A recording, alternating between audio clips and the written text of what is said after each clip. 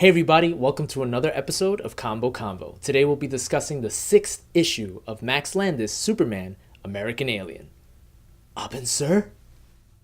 Green Lantern? What the hell is going on?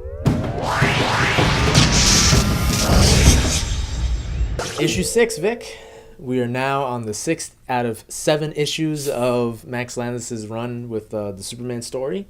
And this one's entitled Angel, right? Angel? Mm-hmm, yeah. I mean, let's talk about it. I thought it was another good issue overall. Again, I feel like every issue has a theme, and this theme kind of started last issue where it's what are you doing this for? A lot of the pressure of Clark trying to figure out who he is and why he's becoming Superman and the importance of what he's doing that he may not see. I also like the whole friends from out of town coming and seeing the change in Clark that Clark may not see. You know, there's a lot of those panels where you see them kind of being from Kansas, being from Smallville, and they're kind of looking around, and Clark's just there like, this is normal, you know, this is everyday life. So we kind of see the growth of the small town boy into the metropolis, you know, person or the metropolis resident that Clark has become. One of the things that stood out was Jimmy's black and possibly gay. I don't know. Sounds like maybe he might be gay. What'd you think about? I didn't mind that. No, you had an Asian Lois Lane. You have a black Jimmy Olsen. I thought it was alright. I thought, you know, as long as Jimmy's a friend of Clark and they give Jimmy something to do of importance, I'm fine with it. I know maybe some people might be upset about it, but I thought it was fine. I thought it was interesting that he was taking pictures of supervillains because now there's so many of them that he's able to make an exhibit of supervillains. And I like how Superman was saying that it's important to humanize these supervillains, which goes back to, again, the kind of thought process that Superman has when it comes to villains is like, yeah, he sees them as bad guys, but he still views them as people. And I thought that was an important line that Max put in there where you can see that, you know, Superman's like, yeah, you know, I'm not an Avenger. I'm not like a dark person, or I'm not the brute force. Like, I understand that these are still people that are doing bad things. What'd you think? What was some of the highlights, or what was some of the stuff that while reading it you thought? I thought it was an interesting read, and like the thing that stood out to me the most was when he was describing his powers. And I knew. It was funny. I was reading that. I was like, "Oh, okay, this is what Vic's gonna talk about." Because he talked about how far. Well, go ahead. Yeah. So how far he flew. Yeah, because it's like in the previous issues, like you saw his durability when getting shot with the shotgun. Yeah. And so, well, maybe he hasn't absorbed all the like yellow sun yet. Oh, so with this, he's absorbed all the yellow suns. Just the Max Landis version of Superman is not the overly powerful version of Superman that we've been seeing as of late. Yeah. You know. That that pre-crisis did, and then they went away from that, and then they toned him down, but he was still very powerful. Yeah. This version of Superman is like it's a lot weaker than the other versions. Yeah. But he's not weak, and that's the thing I like about it. Like, he's still incredibly strong, still incredibly fast. Yeah.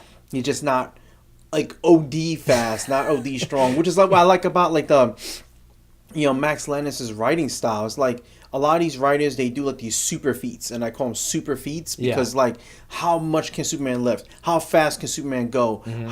How much can Superman take, you know? And how long can Superman go for? And you have all these super feats, and like they think, okay, well, we'll give him a new power like move and stuff when he's gonna use his heat vision, and he has that new superpower he has and stuff, which is like a modified version of his heat vision. Right. So I like this because it's like, okay, well, he's very strong. Yeah. He's obviously stronger than anybody else in that world, possibly. Possibly, yeah. Possibly, and he's definitely stronger than all the humans he'll encounter and stuff. Yeah. But he's not overly powerful, which is why I never really liked that portion of Superman that they've been doing. Is like, I'm like, God, like overpowered. Yeah, because it's just for me, it gets very uninteresting when it's like, well, when no one could take him. Now when he's in a conflict, now I'm like, well, Parasite has a chance, like Metallo has a chance, Yeah. like these villains have a chance, and I like it because, like I said, like he's still incredibly fast, Yeah. but he's still very incredibly vulnerable, and I like the fact when he shot out, going to the moon and stuff, Yeah. like his clothes burnt off because, like, they're He not was regular Yeah. clothes. Yeah. So you see him, he's like suffocating out in space, and like Evan Sur Yeah. went out there and said like, well, you went too fast, too quick, and like it all hit you at the same time and stuff. And I was like, wow, that's very interesting because you never seen that like in comic books.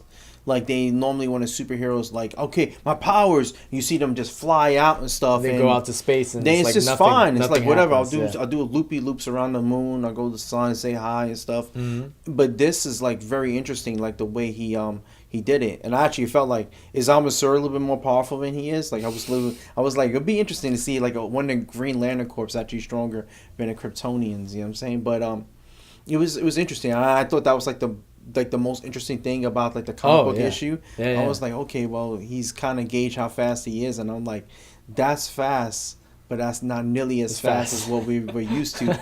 And I know a lot of fans probably may not like that. I like that. I personally like that. Yeah. Because I always felt like Superman was just overly too powerful and stuff, like too fast, too powerful. Like when I'm hearing like his heat vision could cut through the sun and stuff, and I'm like, whoa. You know what I'm saying? And again, it goes back to then you have to top yourself, and when you have to top yourself, you just start stacking these powers on this person, and you just make him too powerful. It's like the moment you go, he's this powerful, and then you push it and you keep pushing it, it becomes less about the character and more about the abilities. Yeah, it's about like the super feats. Like, we'll write super feats and stuff and see what he does. And I seen this happen in a lot of comic books.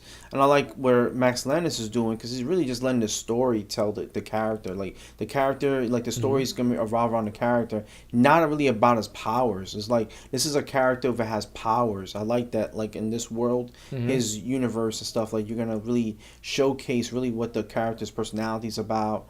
You know what I'm saying? His values, you know what I'm saying, his morals, like his relationships with other characters, you know? Like, and I like the fact that he was really like honing in on his relationship with his friends. Like, you seen them when they were younger and whatnot, you know what I'm saying, and they're arguing and stuff and like disappointing. You start seeing like this stuff out, but you also see like these funny little jabs and stuff, like you're dressed like a hipster and stuff, you know. So I thought that was funny and stuff. But I really like this issue. I really like where Max Landis is going with this. Superman has friends? Wait a minute, we can make him human by having friends? What a novel concept, by making him actually have more people to interact with. Yeah, and then it's also funny too. They were talking about his relationship with Lois Lane. Oh, like, yeah, listen, she's always an up and going type of female.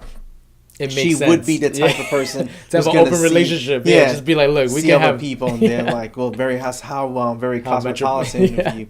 But I thought that was like real interesting and stuff. I was like, okay. I love the Green Lantern thing. I think that adding that to the story to not only tell that they've been watching Clark, that they've been keeping tabs on Earth, and it introduced the Green Lantern Corps just in a little bit, but also it's just like they're a part of this world. Hal Jordan and stuff. Exactly. Got that.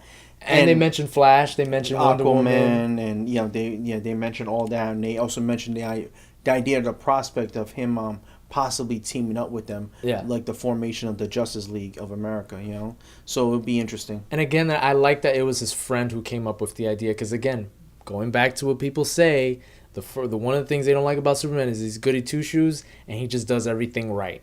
And in this issue, it shows that it's his friend who tells him to open his eyes. Clark is just doing this because maybe his parents might see this, or he's just doing it because right now he's just saying, "Oh, I just want to do good." But it's his friend who's like, "No, dude, you have to look past what you're doing and see the symbol you're becoming, to see what you're affecting the world and how the world is changing around you, where there's more supervillains, there's more people with powers, and you need to start looking at this as a long-term thing." Because he was like, I'm not going to do this forever. And he's like, but you can't stop. Everything's happening so fast that you kind of have to become Superman as long as you can, because this whole world is changing. And I like that it came from a friend, so that way, again, you can see that he's not perfect, and it just makes the character more relatable and likable because he's just not thinking of everything. And I think that was the main goal. Another main goal in this story arc was like, he's not perfect. He's a good guy. Don't get me wrong. He has good intentions, but he's not a perfect character.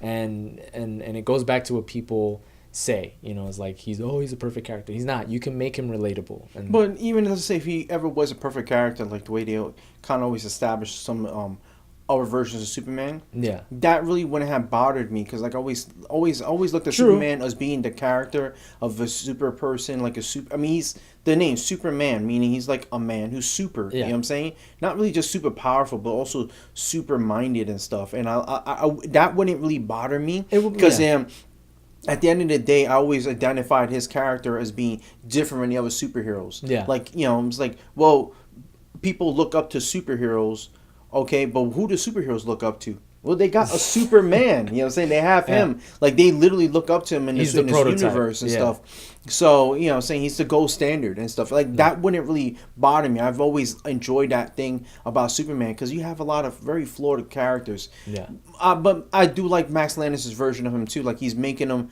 more... He's making it possible. He's making him normal. The challenge was always, you can't make Superman normal. It's either he's goody two-shoes or you got to go evil. And the reason I like this challenge is that he went right in the middle where he's like, you can still make him good and you can still make him human without having to go this far or this far. It's a challenge that I feel like he's met in every single issue. Is like, it's possible. Yeah, and it's not possible. to mention, let's just say he does become like the goody two-shoe version of Superman. You see this how. is the journey of what's going to make him there. Exactly. So there really isn't going to be like, well, you're not going to get just like see him like this version of Superman that's just all-knowing and all right and righteous from the very beginning. Exactly. You're actually going to see more of a kind of a journey for that. But no, it makes sense. Okay, yeah, he would be this, he would be that. Yep. You know, so I like this and stuff, like what he's doing and stuff. This is like, like I said, so far, I mean, we're only one more issue left to the thing. Yeah. And I'm not gonna give my overall rating yet to the very end. We got one more. You know, but you know, saying I'm enjoying this read.